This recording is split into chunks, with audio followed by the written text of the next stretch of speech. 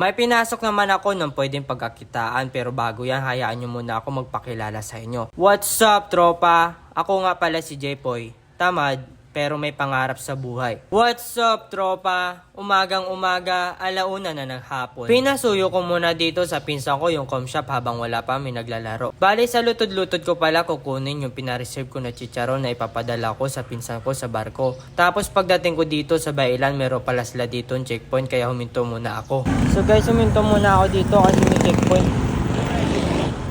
Wala pa naman ako license. Mahirap na. At nung nalaman ko na hindi pala license yung hinahanap nila, basta pogi ka lang, pwede ka daw lumusot. De joke lang, may nahanap pala sila ditong tao kasi may naganap daw na holdapan daw sa pilar. Pagdating ko nga dito sa lutod-lutod, hinihintay ko na lang yung kaklase ko. Kasi siya yung may alam kung saan namin kukunin yung chicharon. Bale, siya pala yung sinuyo ko na magpa-receive dun sa kakilala niya. Tapos pagdating niya dito, agad-agad na namin pinuntahan para makuha na namin at mabayaran. May pinasok naman ako na pwedeng pagkakitaan, extra ko na lang din kasi wala pa naman pasok. Kagaya nga nasabi ko, tamad lang ako pero may pangarap ako sa buhay, di joke lang. Sa totoo lang, tamad naman talaga ako. Pinapalayas na nga ako ng pamilya ko sa amin kasi wala na daw akong ginagawa. Eh sabi ko sa kanila, bakit kayo nagagalit? Eh wala naman na akong ginagawa sa inyo. Boy, mo di boy, lagsa boy.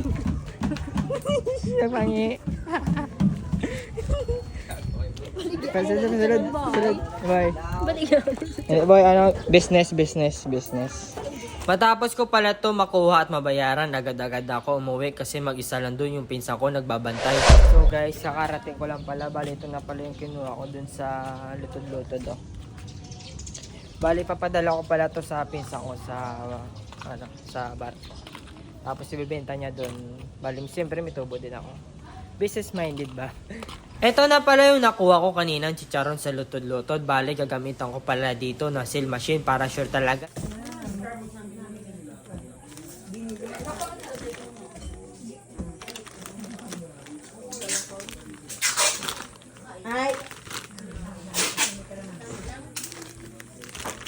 Matapos ko pala masil lahat, dinala ko na dito para malagay na sa maleta ng pinsan ko. Ay, nga dilata. Ate? Ay, ate. Sabon ko pa ng shampoo na.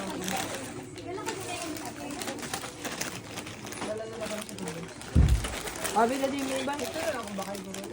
Ay, bandol ko. Pasya.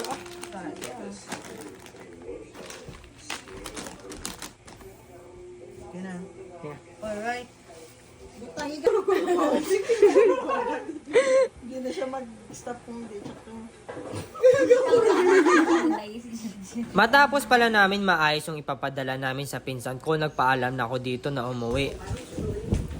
Ano mo na ako ng? Ano ba? Ano basta ko? Hindi ba? Ano na ako ng? Balang ikaw dyan. You keep me close, can you lie?